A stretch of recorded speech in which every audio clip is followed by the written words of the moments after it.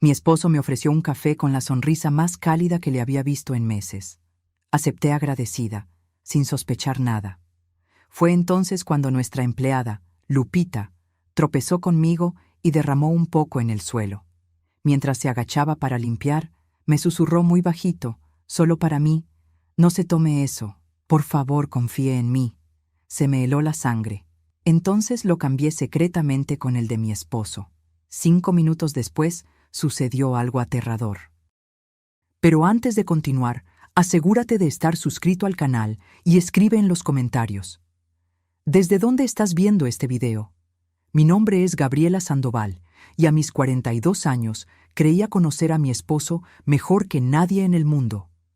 12 años de matrimonio, una hija hermosa de 8 años llamada Sofía, una casa cómoda en una zona exclusiva de Polanco, en la Ciudad de México. Todo parecía perfecto, demasiado perfecto, como descubrí aquella mañana de sábado que cambiaría todo. Alejandro siempre fue atento, pero en los últimos meses estaba diferente. Más cariñoso, más presente, insistiendo en prepararme el café todas las mañanas. Yo lo encontraba romántico, una señal de que nuestro matrimonio estaba más fuerte que nunca. Qué equivocada estaba. Aquella mañana, Sofía estaba en casa de mi mamá, en Cuernavaca, pasando el fin de semana. Alejandro sugirió un desayuno especial, solo nosotros dos. Preparó todo con esmero: pan dulce fresco, fruta picada, jugos naturales. Y claro, mi café favorito, ese de grano de Veracruz bien cargado que tanto me gustaba. Lupita trabajaba con nosotros desde hacía apenas 6 meses. Era una mujer discreta, en sus 50, siempre eficiente y silenciosa. Alejandro la contrató después de que nuestra antigua empleada se jubiló. Para ser sincera, nunca le había prestado mucha atención. Ella hacía su trabajo y desaparecía, exactamente como Alejandro prefería que fueran los empleados. Pero aquella mañana, mientras Alejandro me servía el café con esa sonrisa perfecta, noté algo extraño en los ojos de Lupita. Estaba parada cerca de la puerta de la cocina, observando la escena con una expresión que no lograba descifrar. ¿Miedo? ¿Urgencia? No estaba segura. «Gracias, mi amor», le dije a Alejandro, tomando la taza de porcelana blanca. El aroma del café era inconfundible, exactamente como me gustaba. Me llevé la taza a los labios, lista para dar el primer sorbo. Fue cuando Lupita se movió. Demasiado rápido para alguien que normalmente era tan cuidadosa. Cruzó la sala cargando una charola con cubiertos limpios. Chocó conmigo con fuerza suficiente para hacer volcar la taza, derramando todo el café caliente sobre mi bata y en el piso. ¡Ay, Dios mío!, grité, más por la sorpresa que por el dolor. «Lupita, ¿qué pasó?». Ella se arrodilló inmediatamente, con servilletas en la mano, limpiando frenéticamente el piso de mármol. Mas cuando me miró, sus ojos estaban llenos de una intensidad que me asustó. Se acercó, fingiendo secar mi bata, y susurró tan bajo que apenas logré escuchar: «No se tome ese café. Por favor, señora Gabriela, solo confíe en mí». Mi corazón se aceleró.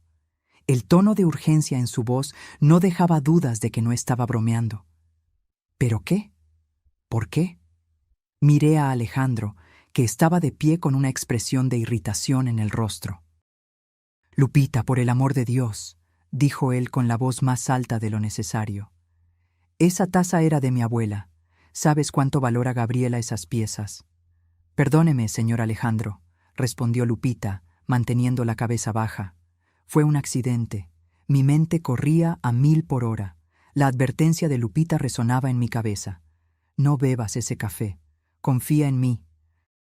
¿Por qué diría eso? ¿Qué había en el café? ¿Y por qué Alejandro estaba tan irritado por una simple taza rota cuando normalmente era tan calmado? «Está todo bien», dije, tratando de mantener la voz firme a pesar del temblor que sentía por dentro.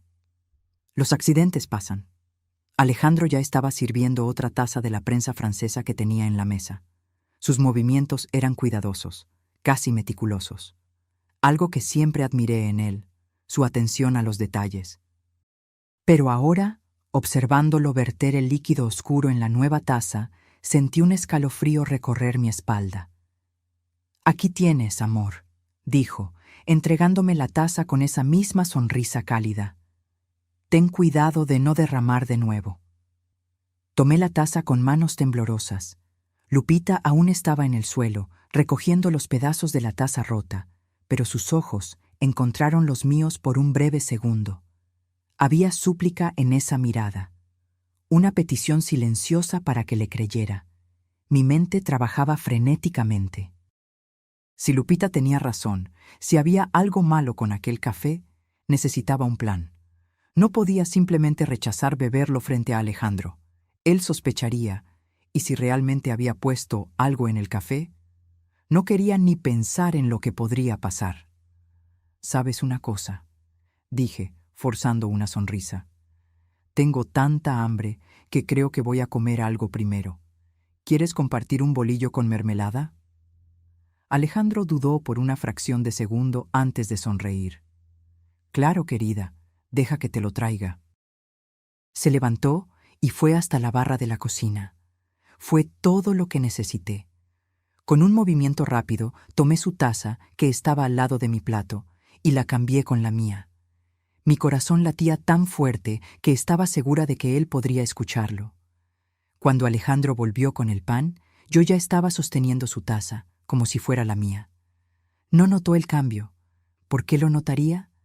Al fin y al cabo, éramos marido y mujer. Confiábamos el uno en el otro, o al menos eso pensaba yo.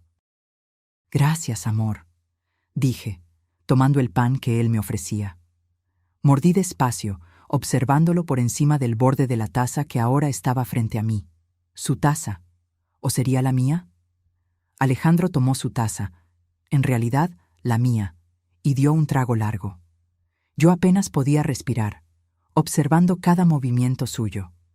Si Lupita estaba equivocada, si yo acababa de hacer el cambio por nada, Alejandro iba a pensar que estaba loca. Pero si ella tenía razón, los primeros 2 minutos fueron una tortura. Alejandro continuó comiendo normalmente, haciendo comentarios sobre lo feliz que estaba por tener este tiempo juntos. Yo respondía en automático, mis ojos fijos en él, buscando cualquier señal de que algo andaba mal. Fue en el 3er minuto que me di cuenta. Su mano tembló levemente al tomar otro pedazo de pan. Parpadeó varias veces seguidas, como si tuviera dificultad para enfocar la vista. «¿Estás bien?», pregunté, mi voz saliendo más aguda de lo que pretendía. «Lo estoy», respondió, pero su voz sonaba extraña, un poco arrastrada. «Solo me siento un poco mareado». Lupita aún estaba en la sala, ahora fingiendo acomodar unos libros en el estante. La vi girarse ligeramente, observando a Alejandro con atención. En el 4.º minuto, Alejandro se llevó la mano a la frente. «Gabriela, yo no me estoy sintiendo muy bien». Su rostro se estaba poniendo pálido, gotas de sudor comenzaban a formarse en su frente. Intentó levantarse, pero sus piernas flaquearon. «¡Alejandro!», grité, saltando de la silla y corriendo hacia él. Fue cuando sucedió. Sus ojos se pusieron en blanco y su cuerpo entero comenzó a convulsionar. Cayó de la silla, golpeando con fuerza el suelo. Sus extremidades se contraían violentamente. Espuma comenzaba a formarse en las comisuras de su boca. Yo estaba paralizada, mi cerebro incapaz de procesar lo que estaba viendo.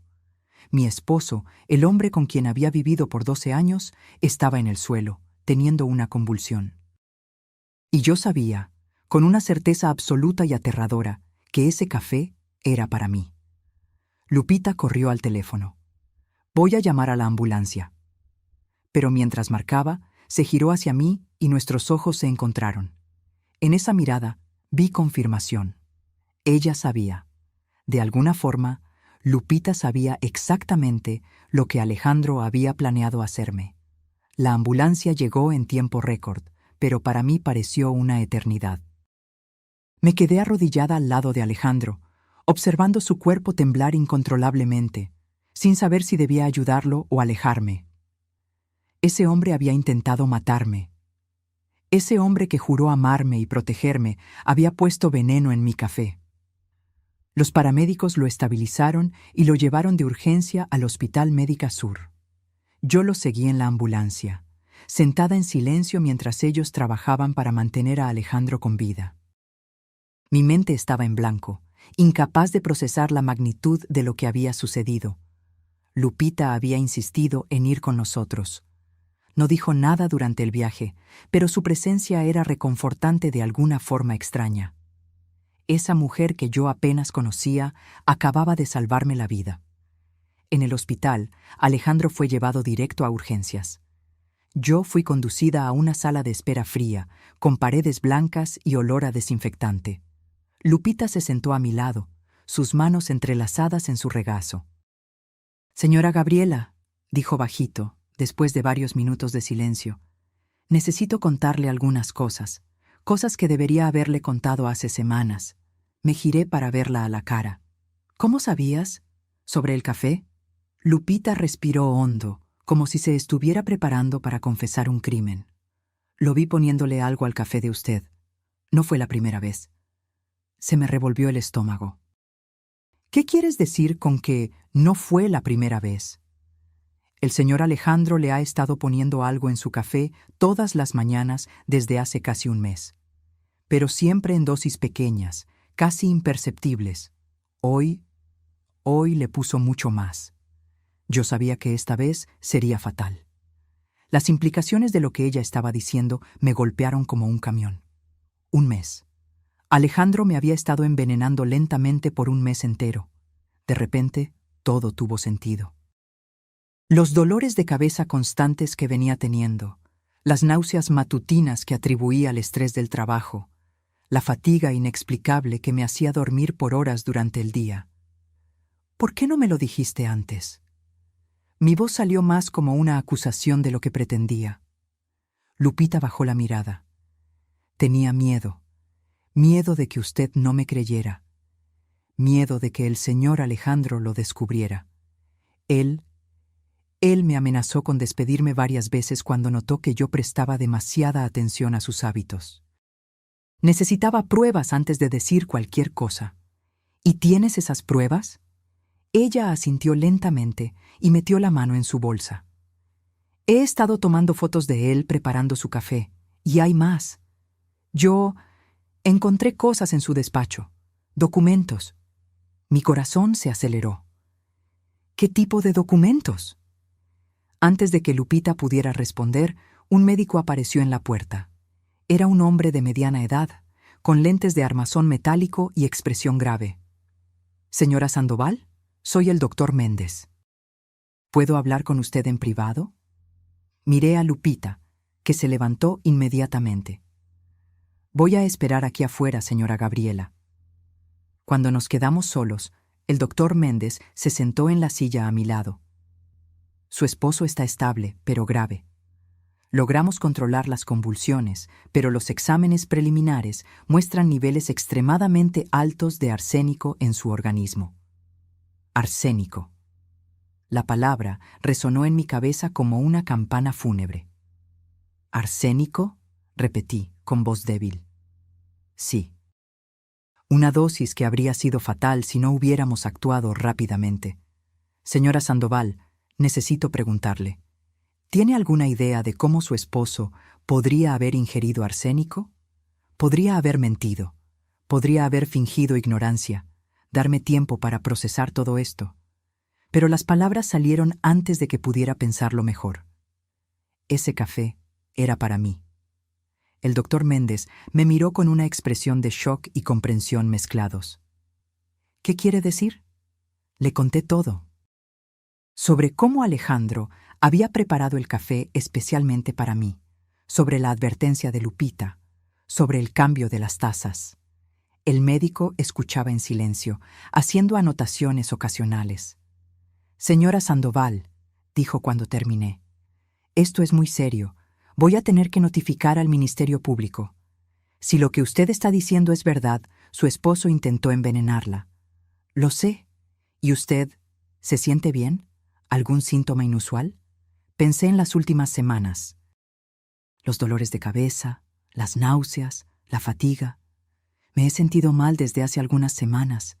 Dolores de cabeza, mareos, cansancio extremo. El rostro del doctor Méndez se endureció aún más. Necesitamos hacerle algunos exámenes a usted también. Si él le ha estado poniendo arsénico en su café desde hace semanas, como su empleada sugiere, usted puede tener niveles peligrosos del veneno acumulado en su organismo. La realidad de lo que él estaba diciendo tardó algunos segundos en penetrar. Alejandro no solo estaba intentando matarme aquella mañana, él me venía matando de a poco, día tras día, taza tras taza, sonrisa tras sonrisa. Fui llevada para hacerme una batería de análisis de sangre. Mientras la enfermera recolectaba muestra tras muestra, intenté procesar todo. 12 años de matrimonio. Una hija que amábamos, una vida que parecía perfecta. ¿Todo eso era mentira? Pensé en Sofía, mi niña linda con sus rizos castaños y sonrisa amplia. Ella estaba en la casa de mi mamá, completamente ajena al hecho de que su papá estaba en una cama de hospital porque había intentado asesinar a su mamá. ¿Cómo le explicaría eso? Cuando volví a la sala de espera, Lupita aún estaba allí, ahora acompañada por 2 agentes de la fiscalía. Uno era un hombre alto en sus 50, con cabello canoso y una expresión cansada. La otra era una mujer más joven, tal vez unos 40 años, con ojos afilados que parecían no perderse nada. «Señora Sandoval». El detective se levantó cuando me vio. «Soy el detective Ramírez y esta es la detective Ortega. El hospital nos informó sobre la situación. ¿Podemos conversar?». Pasamos la siguiente hora en una sala privada, donde relaté todo nuevamente. Lupita mostró a los detectives las fotos que había tomado de Alejandro preparando mi café, imágenes que mostraban claramente cómo ponía algo de un pequeño frasco en el líquido oscuro. «¿De cuándo son estas fotos?», preguntó la detective Ortega. «De las últimas 3 semanas», respondió Lupita. «Empecé a documentar todo cuando noté el patrón». «¿Y esos documentos que mencionó?», preguntó Ramírez. «¿Los que encontró en su despacho?». Lupita dudó, mirándome como si pidiera permiso. Asentí con la cabeza, incapaz de hablar. Ella sacó de su bolsa un sobre grueso. «Encontré esto escondido en el cajón con llave de su escritorio. Conseguí la llave cuando él se estaba bañando». La detective Ortega abrió el sobre y comenzó a examinar el contenido. Su expresión se fue volviendo cada vez más sombría a medida que leía. «Señora Sandoval», dijo finalmente. «Su esposo contrató un seguro de vida a su nombre hace 6 meses, 10 millones de pesos, con él como único beneficiario. La sala giró a mi alrededor. 10 millones de pesos. Alejandro me había puesto un precio de 10 millones.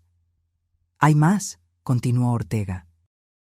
«Hay documentos aquí mostrando que él transfirió grandes cantidades de la cuenta conjunta de ustedes a cuentas personales. Más de 1,5 millones de pesos en los últimos 4 meses. 1,5 millones. Dinero que yo ni sabía que faltaba. Dinero que él robó mientras planeaba matarme». «Hay también», añadió Ramírez, hojeando los documentos, «lo que parece ser un segundo testamento, aún sin firmar, donde le deja todo a una mujer llamada Valeria Castillo». «¿Conoce ese nombre?». «Valeria Castillo».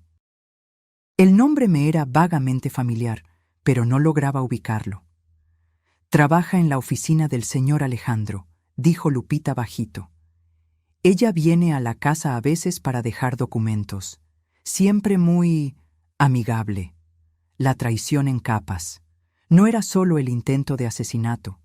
Era el dinero robado, el seguro de vida fraudulento, la otra mujer.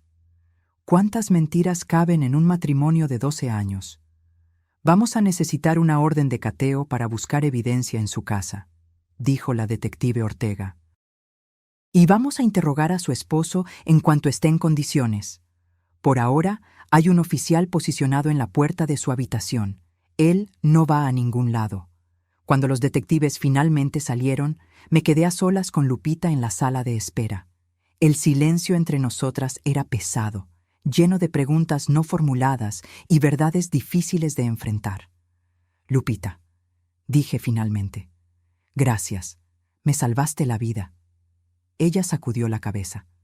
Debería haber hablado antes, señora Gabriela. Cada vez que veía a usted tomar aquel café, cada vez que la veía poniéndose más débil y enferma y yo no hacía nada, tenías miedo, lo entiendo. Pero al final hiciste lo que tenía que hacerse. Lupita me miró con lágrimas en los ojos. Hay una cosa más que necesito contarle. Sobre Sofía, mi corazón se detuvo. ¿Qué pasa con mi hija? Escuché al señor Alejandro al teléfono algunas veces, hablando con esa Valeria. Ellos planeaban llevarse a Sofía a vivir con ellos después de que el plan de ellos funcionara. La sala se tiñó de rojo. La idea de Alejandro y su amante criando a mi hija, usando mi dinero, viviendo en mi casa, mientras yo estaba muerta y enterrada. Ellos nunca van a tocar a mi hija, dije, mi voz saliendo como un gruñido. Nunca. Fue en ese momento que tomé una decisión. Alejandro había intentado destruirme, había planeado meticulosamente quitarme del camino para poder tener mi dinero y a mi hija. Pero había fallado. Y ahora, él iba a pagar por cada mentira, cada gota de veneno, cada sonrisa falsa que me dio mientras planeaba mi muerte. Los resultados de mis exámenes volvieron al día siguiente. Como el doctor Méndez sospechaba, yo tenía niveles significativos de arsénico en mi sistema. No lo suficiente para ser inmediatamente fatal, pero lo bastante para explicar todos los síntomas que venía experimentando. Si Alejandro hubiera continuado con el envenenamiento gradual por unas semanas más, incluso sin la dosis fatal de aquella mañana, yo probablemente habría muerto de insuficiencia de múltiples órganos. Comencé el tratamiento de quelación inmediatamente. Fue un proceso doloroso y exhaustivo, pero necesario para remover el veneno de mi cuerpo. Mientras tanto, la investigación policial se profundizaba, revelando capa tras capa de mentiras y planificación meticulosa. La casa fue revisada por los peritos. Encontraron el frasco de arsénico escondido en el fondo de un cajón del despacho de Alejandro, disfrazado como un suplemento vitamínico. Encontraron también una segunda computadora, escondida en su vestidor, que contenía meses de correos electrónicos intercambiados entre él y Valeria Castillo. Cuando la detective Ortega me mostró algunos de esos correos, sentí como si estuviera leyendo sobre la vida de una extraña. No podía ser mi esposo escribiendo aquellas cosas sobre mí. Ella está más débil cada día, decía un correo de hace 3 semanas. Apenas logra salir de la cama los fines de semana. No va a tardar mucho ahora, amor. Apenas puedo esperar para deshacernos de ella. Valeria había respondido. Vamos a ser tan felices juntos, tú, yo y Sofía. Seremos la familia perfecta. La familia perfecta. Ellos querían robar mi vida, literalmente. Mi esposo, mi hija, mi casa, mi dinero. Todo planeado con una frialdad que me dejaba con náuseas. Alejandro permaneció en el hospital por una semana antes de ser transferido al reclusorio. Sobrevivió, aunque los médicos dijeron que tendría daños permanentes en los riñones y el hígado. Justicia poética, pensé. Él había intentado envenenarme poco a poco, y ahora su propio cuerpo estaba envenenado. Durante todo este tiempo, mantuve a Sofía lejos de todo. Mi mamá se la llevó a su casa en Cuernavaca, inventando una excusa sobre un viaje de última hora. Sofía tenía apenas 8 años. Ella no necesitaba saber aún que su papá era un monstruo, pero yo sabía que eventualmente tendría que contárselo. Esa conversación me acechaba todas las noches mientras intentaba dormir. Lupita continuó viviendo con nosotras, aunque yo insistí en que ella no necesitaba más trabajar como empleada. Se volvió algo así como una amiga, una aliada en esta pesadilla. Ella conocía la verdad, había visto todo desarrollarse, y su presencia era extrañamente reconfortante. Fue Lupita quien me contó sobre Valeria Castillo. Ella había hecho su propia investigación, descubriendo que Valeria era la secretaria ejecutiva de Alejandro desde hacía 2 años. Ellos comenzaron la aventura 6 meses atrás, exactamente cuando Alejandro contrató el seguro de vida a mi nombre. Ella tiene 28 años. Lupita me dijo una noche, mientras tomábamos té en la cocina. Era extraño cómo mi vida había cambiado. Antes, Lupita servía el té. Ahora, nos sentábamos juntas como iguales, unidas por el trauma compartido. 28, repetí. Yo tenía 42. Claro que Alejandro escogería a alguien más joven. Y tiene deudas, muchas deudas. Tarjetas de crédito, préstamos personales. La policía cree que el dinero fue parte de la motivación para ella. El dinero. Siempre volvía al dinero. Alejandro y Valeria no solo me querían muerta, querían mis recursos financieros. Los 10 millones del seguro de vida, más los activos que yo tenía a mi nombre, más la parte de Alejandro en la empresa que administrábamos juntos. Calculé mentalmente. Ellos habrían salido con más de 25 millones de pesos si el plan hubiera funcionado. 25 millones.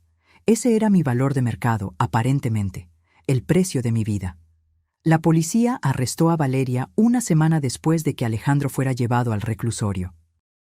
Yo estaba ahí cuando eso sucedió, sentada en una sala de observación con espejo unidireccional, observando mientras los detectives la interrogaban.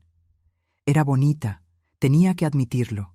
Cabello rubio largo, ojos verdes, cuerpo esbelto.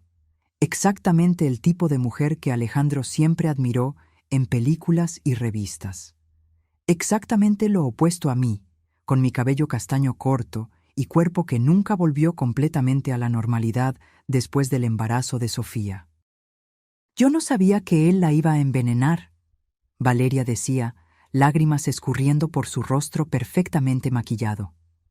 Él me dijo que Gabriela estaba enferma, que era apenas cuestión de tiempo. Yo nunca imaginé mentiras. Cada palabra que salía de su boca era una mentira. Los correos probaban que ella sabía exactamente lo que Alejandro estaba haciendo. Ella hasta sugirió aumentar la dosis en una ocasión, diciendo que mientras más rápido, mejor. Señorita Castillo, la detective Ortega dijo, su voz fría y profesional. Tenemos correos suyos discutiendo el envenenamiento en detalle. Tenemos mensajes donde usted felicita a Alejandro por dar un paso más. Tenemos pruebas suficientes para condenarla por conspiración para cometer homicidio. El rostro de Valeria palideció. Él me forzó. Alejandro me amenazó. Dijo que me despediría, que arruinaría mi reputación si yo no lo ayudaba. Más mentiras. Las lágrimas eran convincentes, lo admito, pero yo conocía la verdad. Ella no era una víctima. Ella era una cómplice, tan culpable como Alejandro. Cuando el interrogatorio terminó y Valeria fue llevada a una celda, la detective Ortega vino a hablar conmigo. «¿Cómo está?», preguntó, su voz más gentil de lo que yo esperaba. «Sinceramente, no sé. La mitad de mí aún no cree que esto esté pasando. La otra mitad quiere...». Pausé, sin saber cómo expresar la rabia que hervía dentro de mí. «¿Venganza?», Ortega sugirió. «Justicia», corregí. «Quiero que ellos paguen por todo lo que hicieron. No solo a mí, sino a Sofía. Ella va a crecer sin padre por causa de las elecciones de él.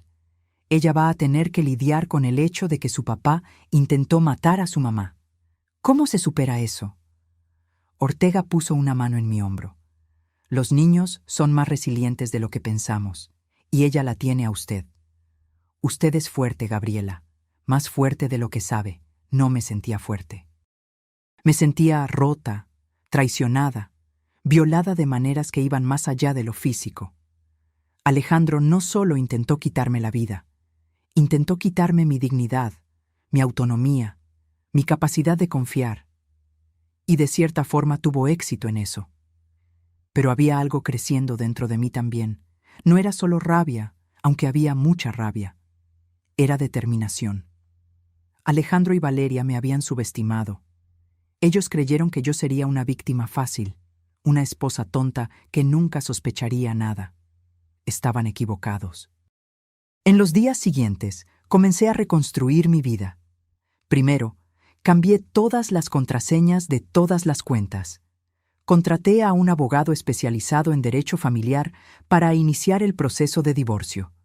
Contraté a un contador forense para rastrear exactamente cuánto dinero Alejandro había robado de nuestras cuentas conjuntas. El número final fue impactante: 2 millones de pesos. Él había creado cuentas bancarias falsas, transferido dinero en pequeñas cantidades para no levantar sospechas, usado tarjetas de crédito a mi nombre para comprar regalos para Valeria. Joyas, ropa, hasta un viaje a Cancún que hicieron hace 2 meses, mientras yo estaba en casa enferma, envenenada, en realidad. Mi abogado me aseguró que lograríamos recuperar todo en el proceso de divorcio. Pero no era sobre el dinero, era sobre el principio. Alejandro me había robado de todas las maneras posibles, y yo iba a asegurar que él pagara por cada centavo. La preparación para el juicio consumió mis días. La fiscalía construía un caso sólido contra Alejandro y Valeria: intento de homicidio, fraude, robo. Lupita sería una testigo crucial, así como los correos, las fotos, los registros bancarios.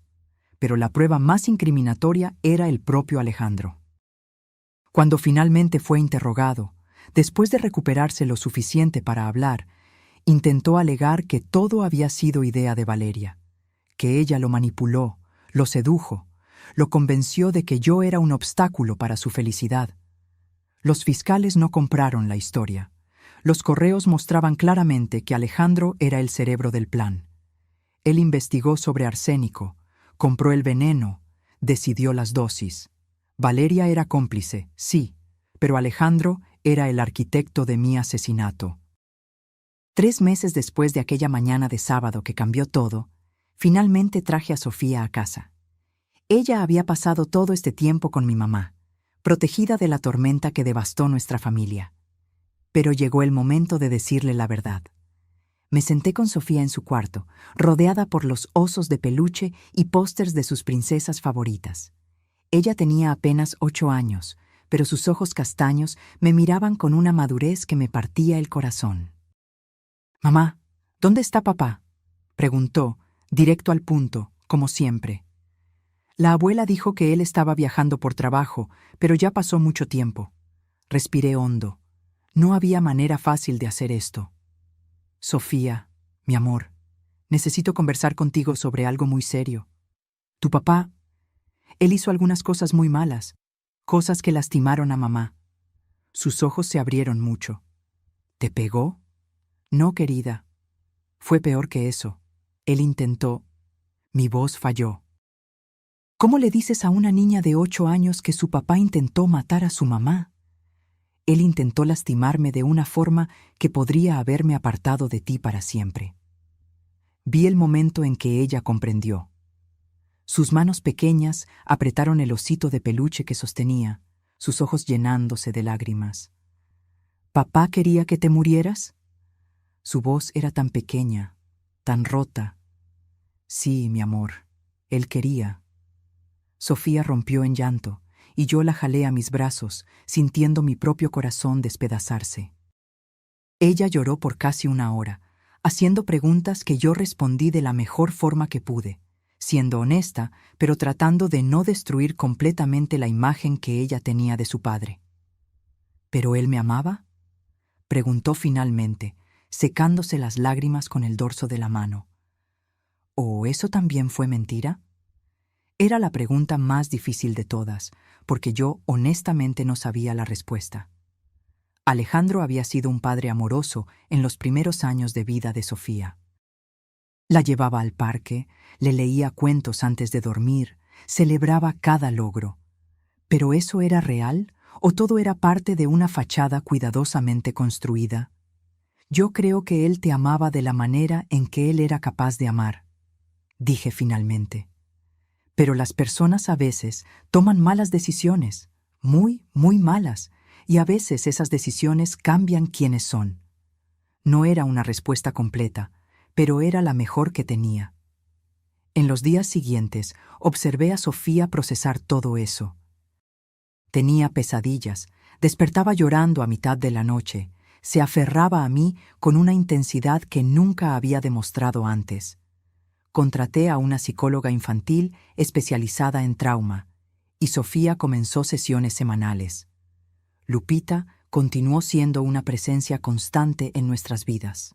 Se volvió más que una empleada o incluso una amiga. Ella era familia ahora, la tía elegida de Sofía, la persona que salvó la vida de mamá. Sofía la adoraba, y Lupita retribuía ese afecto con una ternura que me hacía recordar que aún había bondad en el mundo. El juicio estaba marcado para dentro de 2 meses. Mi abogado me preparó para testificar, haciéndome revivir cada detalle de aquella mañana repetidas veces hasta que yo pudiera contar la historia sin desmoronarme. Fue torturante, pero necesario. Durante ese tiempo, también descubrí más sobre la historia de Alejandro y Valeria.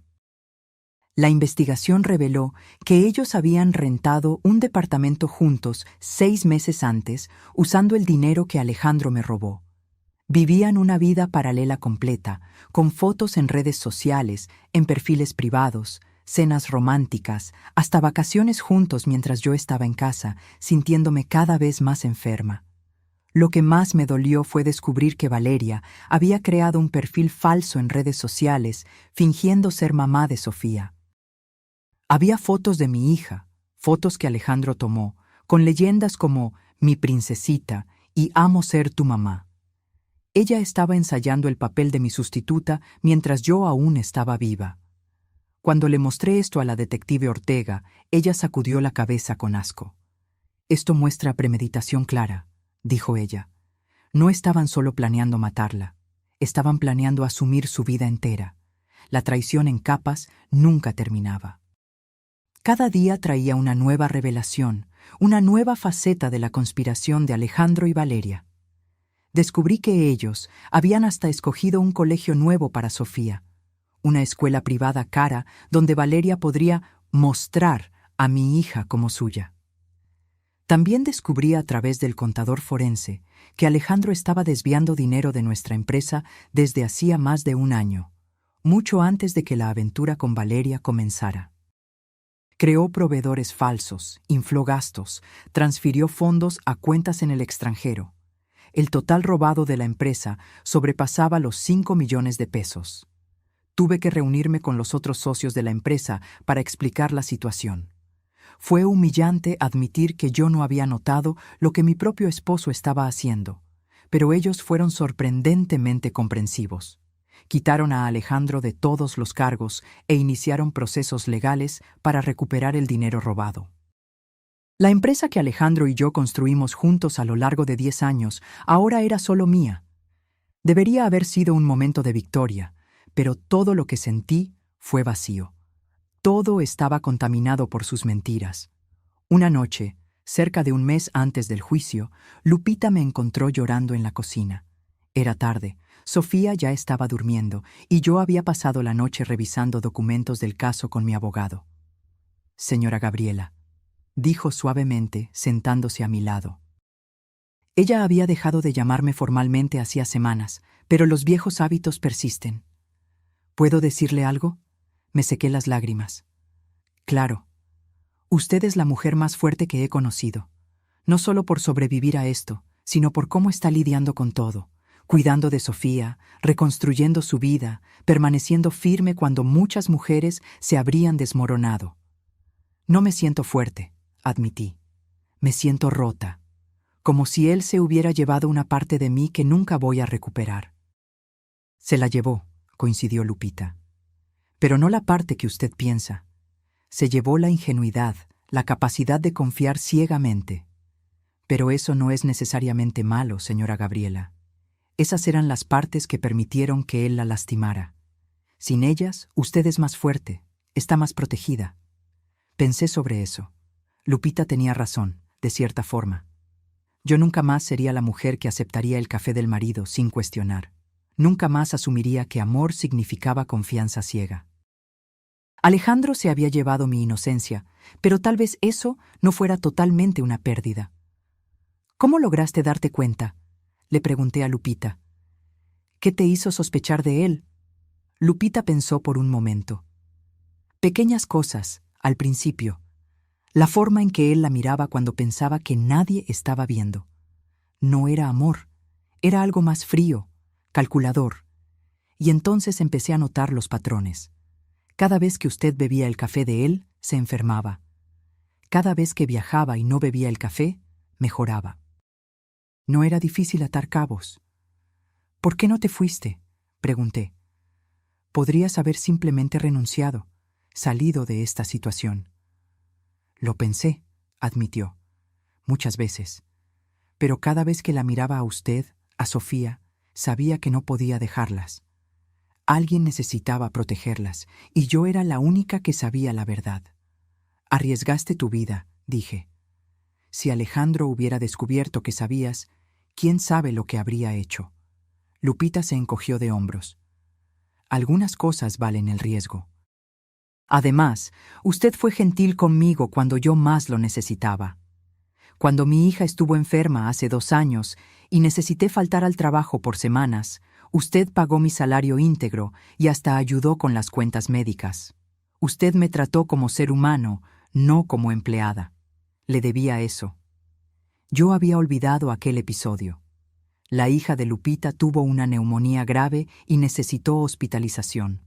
Fue natural para mí ayudar.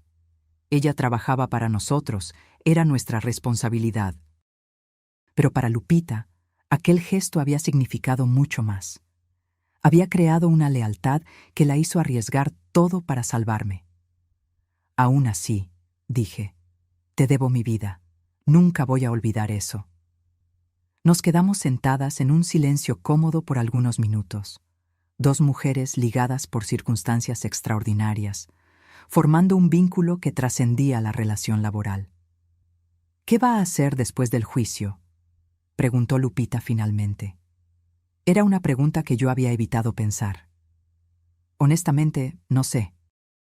Reconstruir, supongo. Enfocarme en Sofía. Asegurar que la empresa prospere.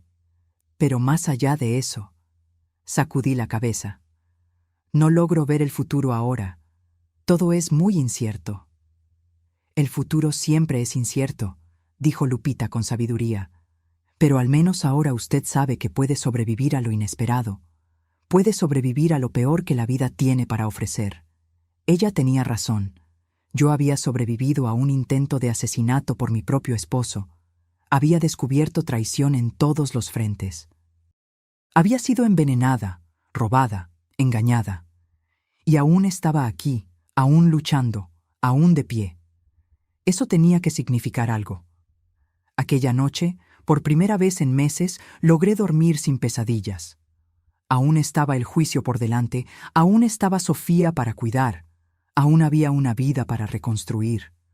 Pero por primera vez desde aquella mañana de sábado, sentí una chispa de esperanza, pequeña, frágil, pero real. El juicio comenzó en una mañana fría de julio. El juzgado estaba lleno. Periodistas, curiosos, algunos colegas de la empresa que vinieron a demostrar apoyo. Vi rostros familiares en la multitud, personas que conocía hacía años, todas mirándome con una mezcla de lástima y curiosidad morbosa. Alejandro fue traído esposado, vistiendo un traje que ya no le quedaba bien. Había adelgazado en la prisión, su rostro estaba más delgado, ojeras profundas bajo los ojos.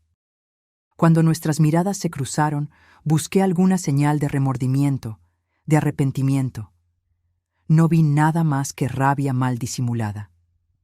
Valeria entró separadamente, usando un vestido sobrio azul marino, cabello recogido en un chongo conservador. Parecía joven y vulnerable, exactamente la imagen que su abogado quería proyectar. La víctima manipulada por el hombre mayor y poderoso. Pero yo conocía la verdad. El fiscal, el licenciado Fernando Costa, era un hombre en sus 50, con reputación de nunca perder un caso de intento de homicidio. Abrió con una declaración devastadora, describiendo el plan de Alejandro y Valeria en detalles meticulosos. «Damas y caballeros del jurado», comenzó, su voz llenando la sala. «Van a escuchar sobre un plan frío y calculado para asesinar a una esposa, una madre, una mujer inocente, por el motivo más antiguo del mundo: avaricia. Alejandro Sandoval y Valeria Castillo no solo planearon quitarle la vida a Gabriela Sandoval, planearon robar su identidad, su hija, su dinero, y casi lo lograron. Presentó las pruebas metódicamente, las fotos de Lupita mostrando a Alejandro poniendo el arsénico en el café. Los correos entre Alejandro y Valeria discutiendo mi muerte como si fuera un negocio por cerrar. Los registros bancarios mostrando las transferencias fraudulentas. El seguro de vida contratado sin mi conocimiento. Pero la prueba más impactante fue la propia Lupita. Cuando ella subió al estrado de los testigos, hubo un silencio completo en el juzgado.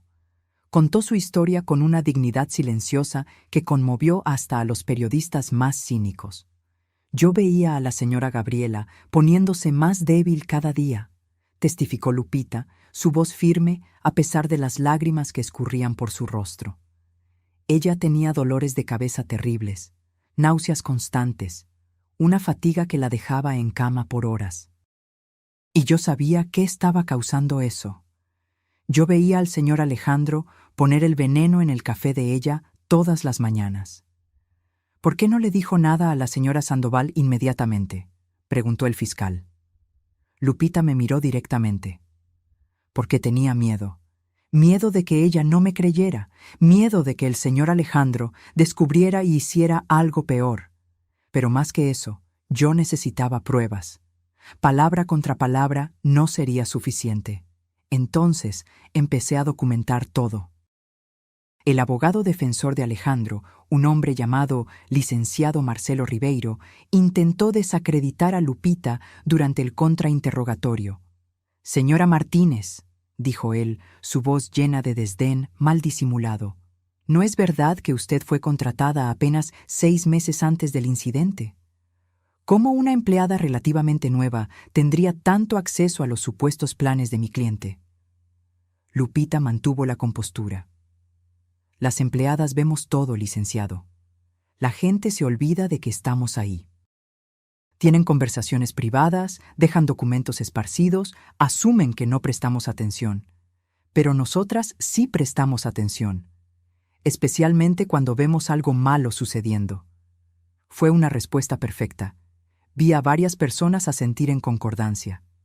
Cuando llegó mi turno de testificar, sentí como si estuviera caminando hacia el propio juicio final. Todas las personas en la sala me observaban, juzgando no solo mi testimonio, sino mi falla en notar que mi esposo me estaba envenenando. El fiscal me guió a través de aquella mañana de sábado, haciéndome revivir cada momento. Describí el café que Alejandro preparó con tanto cuidado, la advertencia susurrada de Lupita, la decisión en una fracción de segundo de cambiar las tazas. Y entonces, la convulsión de Alejandro, el caos que siguió, la revelación aterradora de que él había intentado matarme. «¿Cómo se sintió en aquel momento?», preguntó el fiscal. «¿Cuando se dio cuenta de que el café era para usted?». Cerré los ojos, recordando. Me sentí como si estuviera cayendo, como si el suelo hubiera desaparecido debajo de mí. 12 años de matrimonio, una hija que amábamos, una vida que yo pensaba que era sólida y real. Todo revelado como mentira en un único instante. ¿Y los síntomas que venía sintiendo antes de aquella mañana? ¿Cuándo se dio cuenta de que eran causados por envenenamiento? Cuando el médico me dijo que yo tenía niveles significativos de arsénico en mi sistema, todo tuvo sentido. Los dolores de cabeza que yo creía que eran estrés. La náusea que atribuí a una infección estomacal. La fatiga que pensé que era solo envejecimiento. Alejandro me estaba matando de a poco, y yo estaba tan ciega de confianza que ni me di cuenta. Durante el contrainterrogatorio, el licenciado Ribeiro intentó hacerme parecer una esposa negligente que no prestaba atención al marido. «Señora Sandoval», dijo él, su voz condescendiente, «¿no es extraño que usted no haya notado que su esposo supuestamente estaba teniendo una aventura? ¿Que estaba robando dinero de sus cuentas? ¿Que estaba planeando su asesinato? Parece que usted no estaba muy atenta a su matrimonio». La rabia se encendió dentro de mí. Yo confiaba en mi esposo, licenciado. Confianza no es negligencia. Es lo que debería ser la base de cualquier matrimonio. Si eso me hace culpable de algo, entonces soy culpable de amar demasiado y confiar ciegamente. Pero no soy culpable de ser envenenada. No soy culpable de ser traicionada. Y ciertamente no soy culpable de no notar que la persona que prometió amarme y protegerme estaba planeando matarme. Hubo un murmullo de aprobación en el juzgado. Incluso la juez pareció impresionada. Valeria testificó al día siguiente. Su abogada, una mujer llamada licenciada Paula Santos, construyó toda su defensa en torno a la idea de que Valeria era una víctima de Alejandro tanto como yo lo era. Mi cliente, declaró la licenciada Santos, es una joven que fue seducida y manipulada por un hombre mucho mayor y experimentado. Alejandro Sandoval la convenció de que su esposa estaba gravemente enferma, que era apenas cuestión de tiempo antes de que ella falleciera. Valeria nunca supo sobre el envenenamiento hasta que fue demasiado tarde. Pero el fiscal destruyó esa narrativa fácilmente durante el contrainterrogatorio. «Señorita Castillo», dijo el licenciado Costa, sosteniendo una pila de correos impresos. «Me gustaría que leyera este correo que usted envió al señor Sandoval hace 2 meses. En voz alta, por favor». Valeria tomó el papel con manos temblorosas. «Amor, creo que deberías aumentar la dosis. Ella está tardando mucho en morir y estoy cansada de esperar. Mientras más rápido terminemos esto, más rápido podremos comenzar nuestra vida juntos». El juzgado quedó en completo silencio. «¿Eso?», continuó Costa. «¿Suena como las palabras de alguien que no sabía sobre el envenenamiento? ¿O suena como las palabras de una cómplice activa y entusiasta en un intento de asesinato?» El rostro de Valeria estaba rojo. Alejandro me convenció de que era lo mejor para ella. ¿Que ella estaba sufriendo? ¿Sufriendo?, Costa la interrumpió. Gabriela Sandoval estaba perfectamente sana antes de que su cliente y el señor Sandoval comenzaran a envenenarla. La única cosa que la hacía sufrir era el arsénico que ustedes ponían en su café todas las mañanas. Fue devastador. Cualquier simpatía que el jurado pudiera haber tenido por Valeria se evaporó en aquel momento. El juicio duró 3 semanas. Testigo tras testigo subió al estrado, cada uno agregando otra capa a la condena de Alejandro y Valeria. El toxicólogo que explicó exactamente cómo el arsénico funciona en el cuerpo humano. El investigador financiero que rastreó cada peso robado. El experto en informática forense que recuperó correos borrados revelando aún más detalles sórdidos del plan. Pero el testimonio más impactante vino de una fuente inesperada, la exesposa de Alejandro, una mujer llamada Carla que yo ni sabía que existía. Alejandro me había dicho que yo era su primer matrimonio. Otra mentira. Él estuvo casado brevemente a los 20 y pocos años, un matrimonio que duró menos de 2 años antes de que Carla pidiera el divorcio. Cuando Carla testificó, todo encajó. Alejandro comenzó a ponerse extraño algunos meses después de nuestro matrimonio, dijo ella. Controlador, posesivo. Él quería saber dónde estaba yo en todo momento, con quién hablaba. Empezó a revisar mi celular, leer mis correos, y entonces comenzó la manipulación psicológica, el gaslighting. ¿Puede explicar qué quiere decir con gaslighting?, preguntó el fiscal. Hacía cosas y después negaba que las hubiera hecho. Movía mis objetos e insistía que yo los había puesto ahí. Hacía planes y después decía que yo lo había olvidado. Él quería hacerme pensar que me estaba volviendo loca. Y funcionó. Empecé a dudar de mi propia cordura. Miré a Alejandro mientras Carla hablaba. Su mandíbula estaba tensa, rabia brillando en sus ojos. No le gustaba que sus métodos fueran expuestos. ¿Por qué cree que él hizo eso?, preguntó el fiscal. Carla me miró directamente cuando respondió. Control. Alejandro necesita tener el control de todo y de todos a su alrededor. Si lo cuestionas, si muestras cualquier señal de independencia, él lo ve como amenaza. Y Alejandro elimina amenazas. Las palabras de Carla resonaron en mí. ¿Cuántas veces Alejandro me había hecho cuestionarme? ¿Cuántas veces insistió que yo estaba exagerando mis síntomas, que estaba imaginando cosas, que estaba siendo paranoica? Él me había estado haciendo gaslighting todo el tiempo, haciéndome dudar de mi propia percepción mientras me envenenaba. ¿Por qué no alertó a Gabriela?, preguntó el abogado defensor durante el contrainterrogatorio. Si usted sabía que Alejandro era peligroso, ¿por qué no dijo nada a la nueva esposa de él? Carla pareció genuinamente angustiada. Yo no sabía que él se había casado nuevamente. Corté todo el contacto después del divorcio. Me mudé de ciudad, reconstruí mi vida. Fue solo cuando vi el caso en las noticias que supe sobre Gabriela, y entonces entré en contacto con la fiscalía inmediatamente, ofreciendo testificar. Fue un testimonio poderoso. Mostraba que el comportamiento de Alejandro no era un momento aislado de locura, sino un patrón que se extendía por décadas. Él era un depredador, y yo era apenas su víctima más reciente. Las deliberaciones del juez duraron solo 6 horas. Cuando retornaron a la sala del tribunal, mi corazón latía tan fuerte que podía escucharlo. Sofía estaba con mi mamá, salvada de tener que ver a su padre ser condenado. Lupita estaba sentada a mi lado, su mano sosteniendo la mía. El juez leyó el veredicto. Culpable, culpable en todos los cargos. Miré a Alejandro y vi su máscara finalmente caer. No había más el encanto calculado, la pose de víctima, solo rabia pura e incontrolable. Los veredictos para Valeria fueron idénticos, culpable en todos los cargos.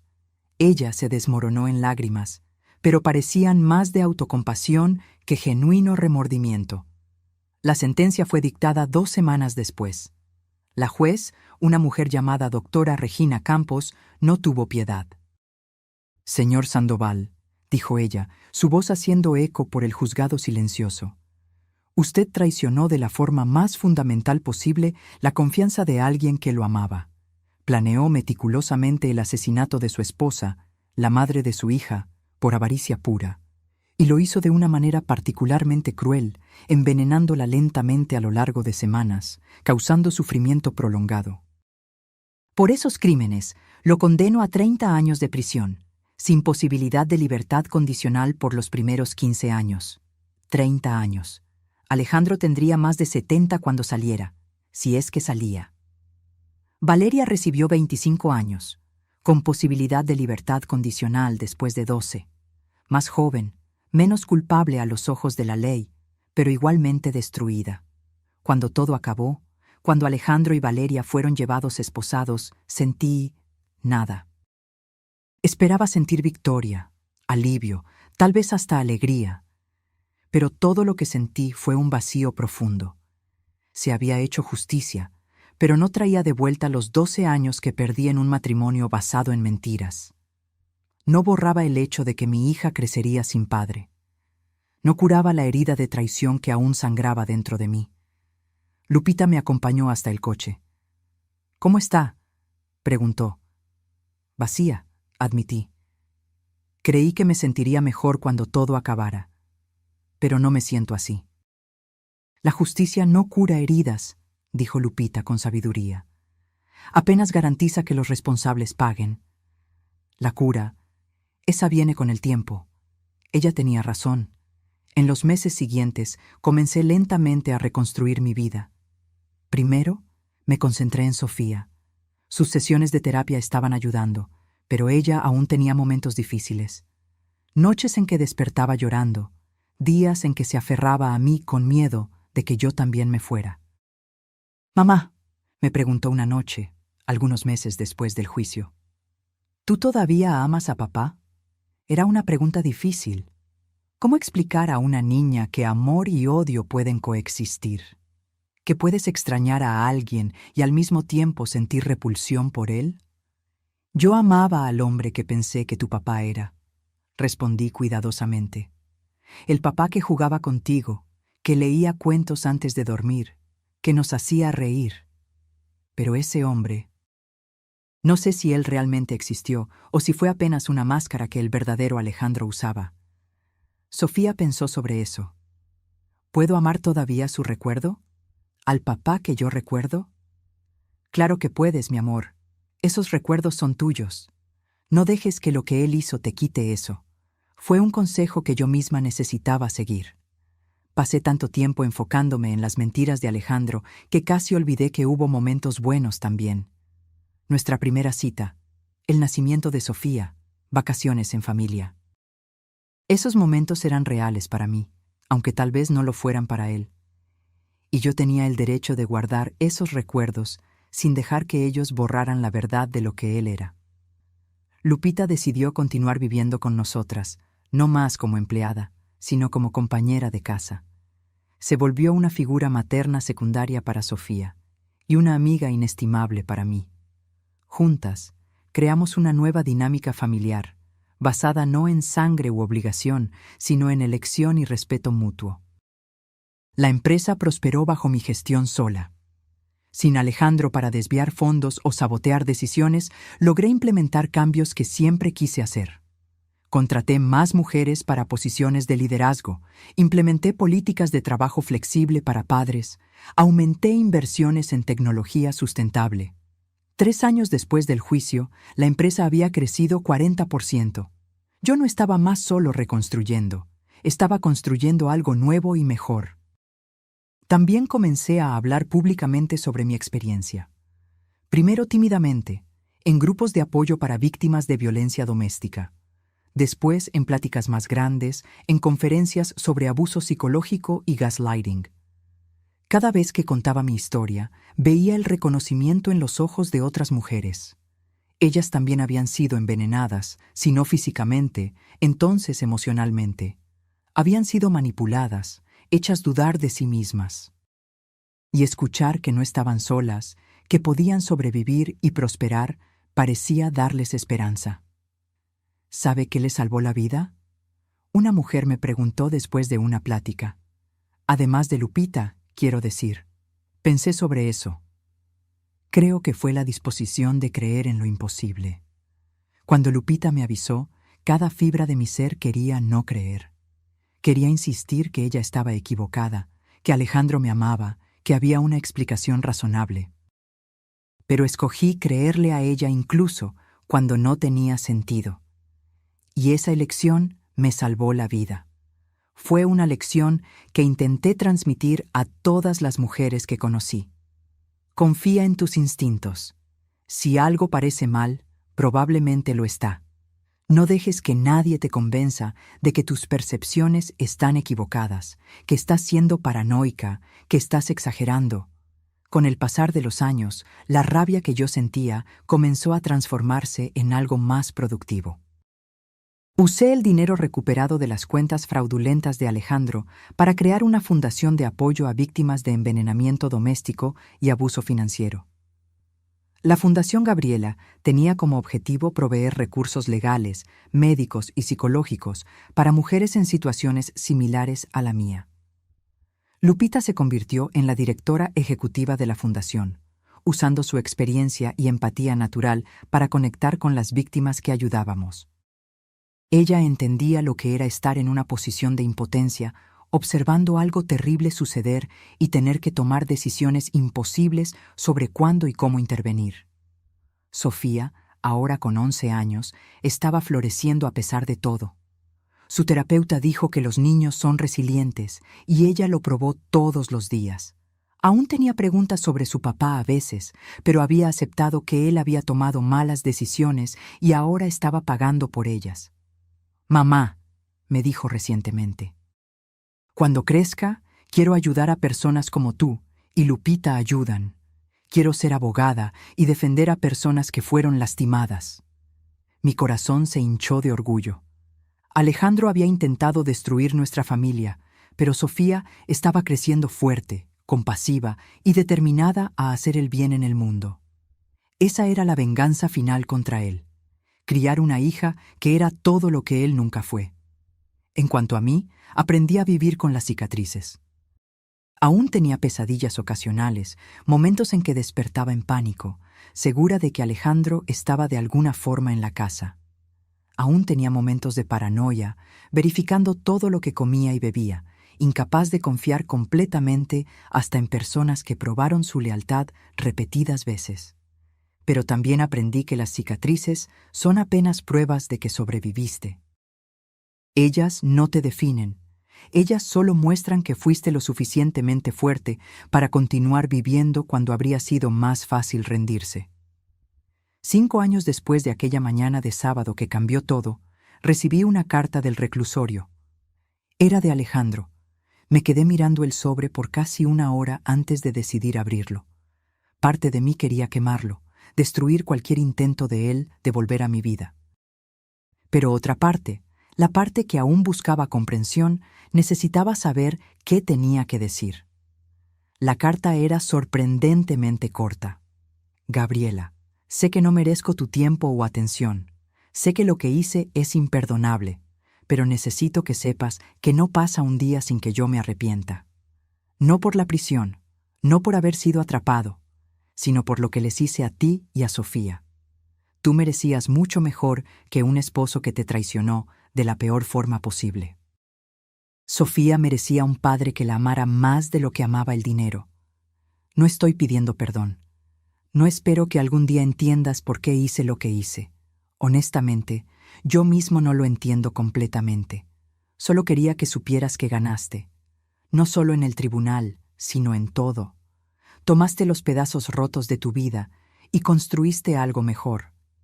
Escuché sobre tu fundación, sobre cómo estás ayudando a otras mujeres. Eso es más de lo que yo jamás podría haber logrado, incluso con todo el dinero que intenté robarte.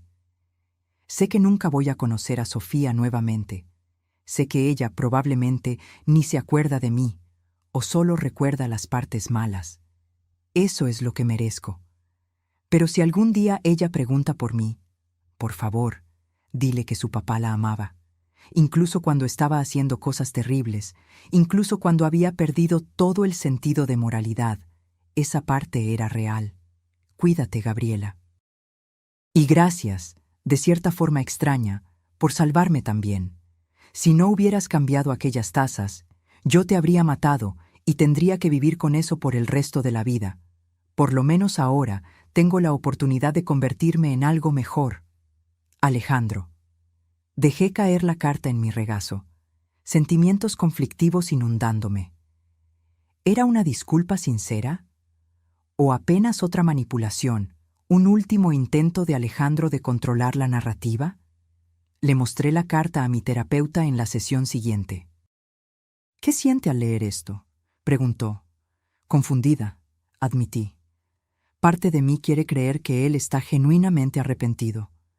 Pero recuerdo cuántas veces mintió antes, cuán convincente podía ser. ¿Cómo puedo confiar en cualquier cosa que él dice? No necesita hacerlo, respondió. El arrepentimiento de Alejandro, genuino o no, no tiene que significar nada para usted. No cambia lo que él hizo. No cura sus heridas. Es sobre él, no sobre usted. Ella tenía razón. Responder o no a la carta de Alejandro no importaba. Guardar o destruir sus palabras no cambiaría mi camino de sanación. Escogí no responder. No por rabia u odio, sino porque simplemente no tenía nada más que decirle. En aquel mismo año, Sofía cumplió 12 años. Hicimos una fiesta pequeña, apenas familia cercana y amigos. Lupita estaba ahí, claro, junto con mi mamá, algunos compañeros de escuela de Sofía y algunos empleados de la fundación que se volvieron parte de nuestra familia extendida.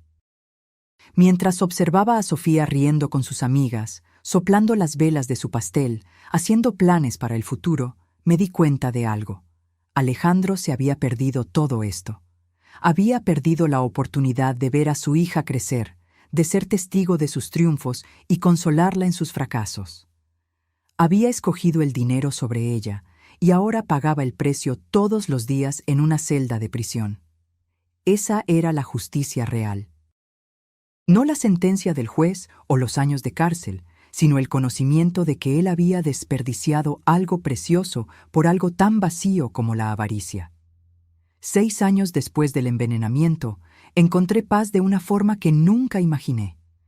No fue un momento dramático de revelación o cura. Fue gradual, como el sol saliendo lentamente sobre el horizonte. Un día simplemente noté que había pasado una semana entera sin pensar en Alejandro. Después un mes. Después varios meses.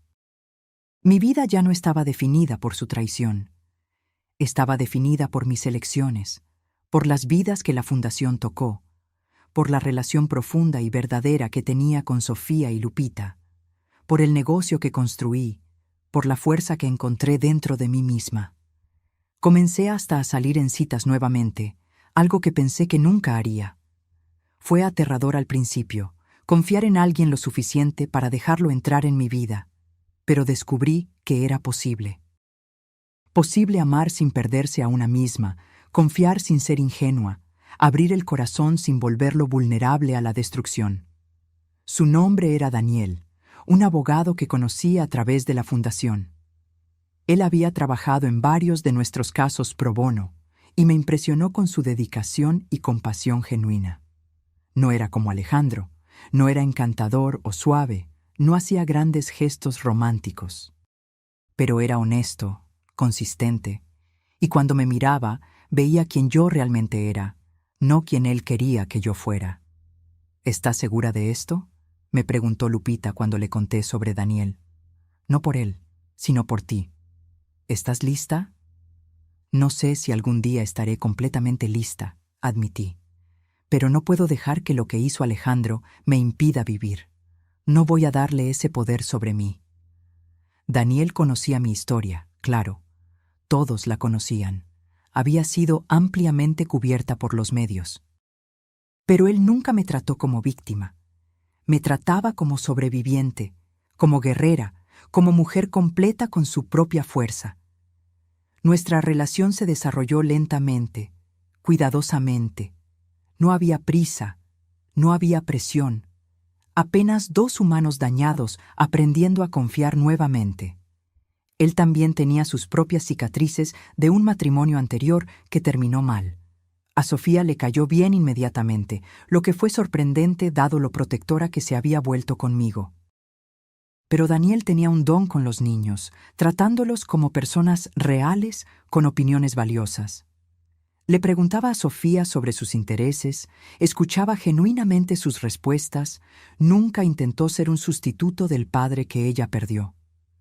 «Mamá», me dijo Sofía una noche, después de que Daniel se hubiera ido a casa tras la cena, «te ves feliz cuando estás con él». «Soy feliz», respondí, dándome cuenta de que era verdad. Él me hace feliz. ¿Papá te hacía feliz antes? Era una pregunta cargada. Sí, respondí honestamente. O al menos yo pensaba que era feliz. Pero ahora me doy cuenta de que mucha de la felicidad que sentía estaba basada en mentiras. La felicidad que siento con Daniel es diferente, es más sólida, más real. Sofía asintió pensativamente. Es bueno, te mereces ser feliz de verdad. 2 años después de conocer a Daniel, él me pidió matrimonio. Fue simple, sin drama, exactamente de la forma que yo quería. Solo nosotros dos, en una caminata por el parque donde tuvimos nuestra primera cita. Gabriela, dijo él, parando cerca de un lago tranquilo. Sé que tienes motivos para ser cautelosa con el matrimonio. Sé que tu último esposo traicionó tu confianza de la peor forma posible. No voy a prometerte que nunca voy a decepcionarte, porque somos humanos y los humanos cometen errores. Pero prometo que nunca voy a mentirte, nunca voy a lastimarte intencionalmente, y siempre voy a respetarte como la mujer increíble que eres. Se arrodilló, sacando una caja simple del bolsillo. Gabriela Sandoval, ¿me harías el honor de casarte conmigo? Lo miré, al hombre que había probado a lo largo de 2 años que sus palabras significaban algo, que sus acciones correspondían a sus promesas, y me di cuenta de que estaba lista para intentar nuevamente. Sí, dije, lágrimas escurriendo por mi rostro. Sí, me voy a casar contigo. Nos casamos 1 año después, en una ceremonia pequeña e íntima. Sofía fue mi dama de honor, Lupita fue madrina. Mi mamá lloró lágrimas de alegría, feliz de verme encontrar amor nuevamente después de todo lo que había pasado. Alejandro aún estaba en el reclusorio, cumpliendo su sentencia. Escuché a través de la fundación que se volvió un prisionero modelo, trabajando en la biblioteca del penal, aconsejando a otros presos sobre decisiones financieras. Aparentemente encontró algún tipo de redención, o al menos estaba haciendo un buen trabajo fingiendo. No me importaba. Él era parte de mi pasado, una historia que yo contaba para ayudar a otras personas, pero no más la historia que definía quién yo era. Ahora, si te gustó esta historia, haz clic en suscribirse y dime en los comentarios qué parte te dejó con la boca abierta. Ah, y no olvides convertirte en miembro para tener acceso a videos exclusivos que no subo aquí. Te espero allá.